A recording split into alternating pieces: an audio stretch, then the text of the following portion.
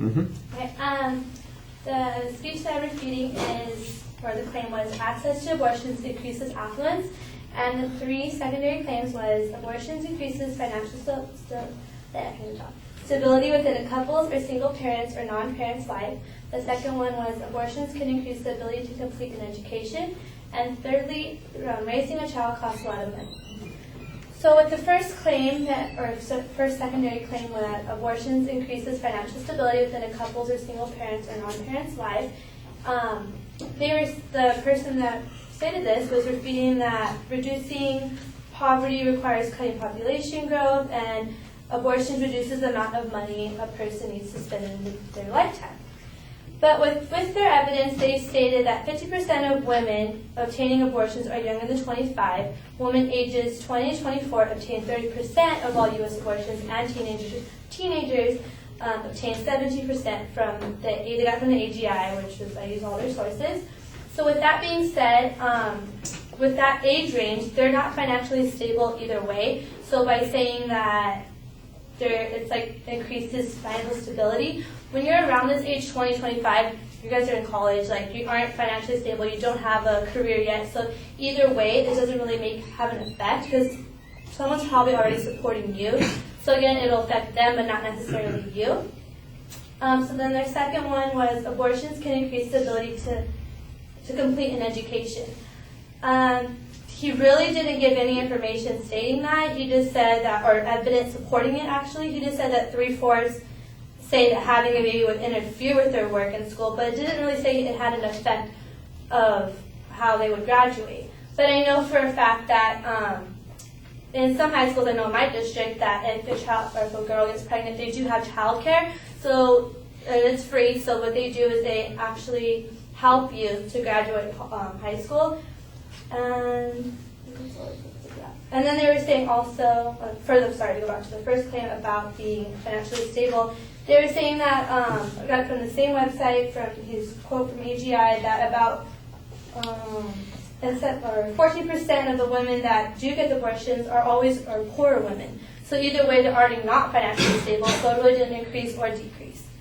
And then the third one was raising a child costs a lot of money. There's from the same website he got all his information from. I still got another fact saying that 40% of women who have abortions have at least one previous abortion. So knowing this, they're already making the same mistakes. So you would think that they would be more responsible to know that if they can't afford to pay for their child, that they wouldn't have another, or I guess they'd not use protection and get pregnant once again. And then overall, like another general thing that we could use, instead of getting an abortion, they can always go for adoption. The adoption to abortion ratio is tremendous. It's only like 2% out of all of them, and that was from the exact same website.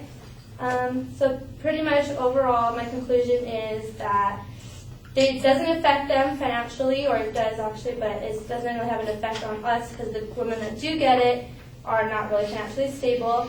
And for the increases the ability to complete an education, there was no facts stated. It just gave generalizations. It didn't show how it affected someone graduating. And if it was from high school, if they do, there are ways that that they could go about completing their education.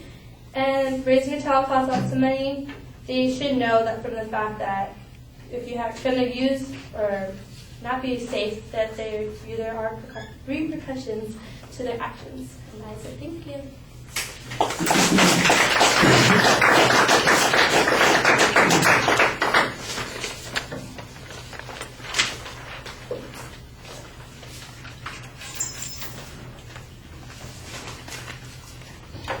All right. Structurally laid out the arguments pretty clearly. You do need to pace yourself a little bit. You sound like you're rushing, and you don't need to. The signposting is okay internally. There's some information about the statistics that I think is pretty interesting. Sometimes you feel a little circular going in the argument. In essence, because they're poor already, that means that they can't be poorer because of the pregnancy. I think that might be a little bit of a stretch of the argument here.